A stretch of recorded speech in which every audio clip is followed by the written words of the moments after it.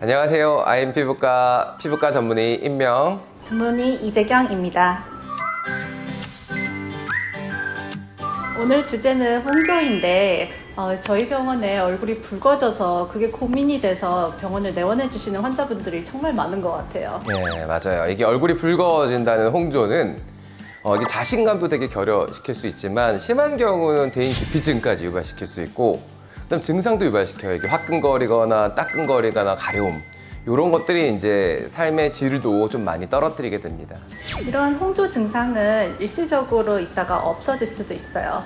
근데 대부분의 경우는 염증이 더욱더 심해지고 이런 홍조 증상이 더 악화될 수가 있기 때문에 일찍 다른 질환들과 감별해주고 진단을 해주는 게 중요하고요.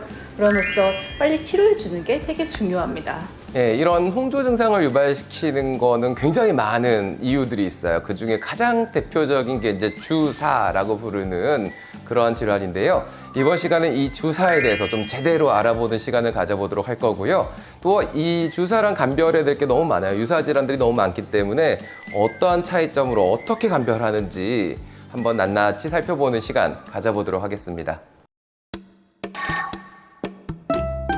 홍조로 이제 내원하신 환자분들에게 주사입니다라고 진단명을 말씀드리면은 대부분 네, 저는 술을 안 마시는데요. 아니면은 혹은 네, 그러면은 주사 어디다 맞는 건가요? 라고 많이 물어보세요.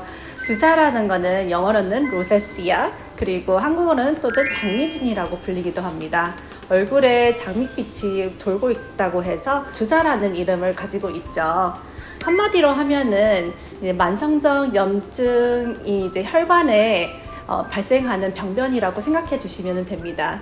처음에는 환자분들이 일시적으로 홍조 증상으로 시작해요. 근데 점차 염증이 지속되고 그리고 피부 장벽이 무너지면서 이런 것들이 조절되지 않으면 피부에 오돌토돌하게 붉게 올라오는 트러블도 생기게 됩니다. 이게 주사가 되게 다양한 임상 양상과 모습을 보입니다. 정말 많은 모양을 보일 수 있는데 크게 한 두 가지 정도로 구분해 볼 수 있어요. 일단은 첫 번째, 여러 가지 악화인자와 그런 것들을 통해서 혈관벽이 약해지기 시작하는 거죠. 혈관벽이 이제 흐물흐물 쉽게 늘어나게 되고 혈관 속에 있어야 될 염증세포가 피부로 나오게 되고 이런 것들 계속 또 반복되면 장벽도 망가지게 되고 이러한 것들에서 민감성 피부가 되는 홍반 혈관 확장형 타입이 있어요. 그리고 또 한 가지는 이것도 마찬가지인데 다양한 원인들에 의해서 면역이 좀 저하가 되면은 우리 정상적으로 모공 속에 있는 모낭충이 좀 막 활성화가 됩니다. 그로 인해서 이제 여드름과 같은 트러블이 주로 생기는 구진 농포형 타입이 있어요. 이런 구진 농포 타입들은 또 이제 앞서 말씀드린 혈관 확장 타입이 잠깐 방치됐을 경우 진행되는 경우도 되게 많습니다.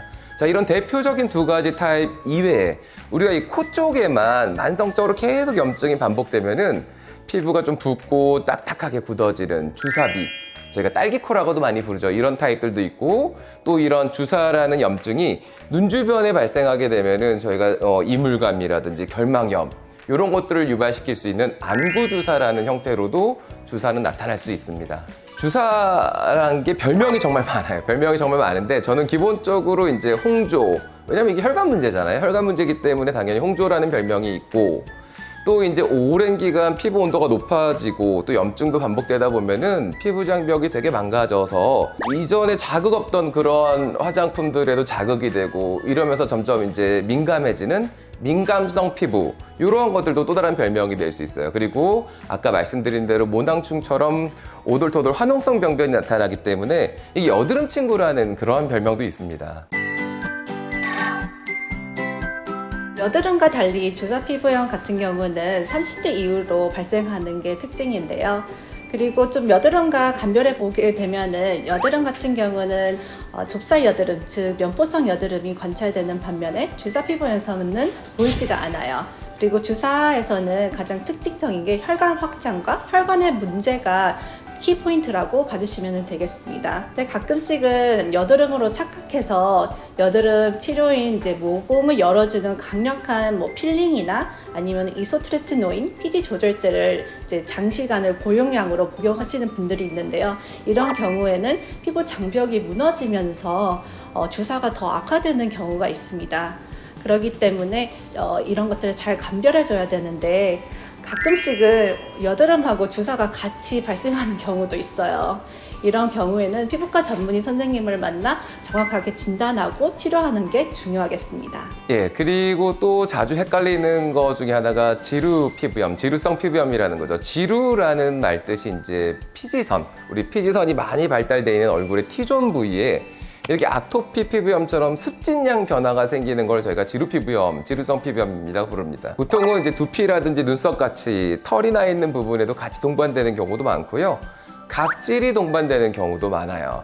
이게 워낙 좀 초기 모양이 비슷한 경우가 많아서 진단이 잘못됐을 경우, 이게 문제가 지루성 피부염 때는 이제 스테로이드로 염증을 가라앉히는데, 스테로이드를 쓰면은 일시적으로는 좋아질 수 있죠. 하지만 이게 스테로이드 리바운드 현상이 나타나면서 정말 난치성 주사로 흘러가게 됩니다. 그래서 이 역시 감별하고 초기 진단이 중요하다고 생각합니다.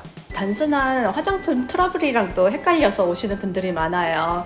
주사 피부염 같은 경우는 피부가 민감하고 예민하기 때문에 어떤 제품을 사용해도 다양한 양상의 접촉성 피부염과 모낭염이 같이 발생할 수가 있습니다. 주사하고 모낭염 그리고 접촉성 피부염하고 감별하는 게 정말 어려워요. 근데 정확하게 보면은 모낭염이나 접촉성 피부염 같은 경우는 악화 인자가 뚜렷하게 있어요. 그렇기 때문에 그런 악화 인자를 좀 조절해 준다면은 바로 좋아지는 양상이 관찰되고요. 또한 적절한 약물과 연고를 사용하게 된다면은 짧은 시간 안에 좋아지는 패턴이 보이고 재발하는 경우도 드뭅니다. 지금 알아보신 것처럼 주사라는 게 너무 다양한 임상 양상과 모습을 보여줘요. 그리고 비슷한 질환도 너무 많고요. 그래서 환자분들이 초기에 잘 인지 못하는 경우도 많고 또 치료가 잘못 시작되는 경우도 많습니다.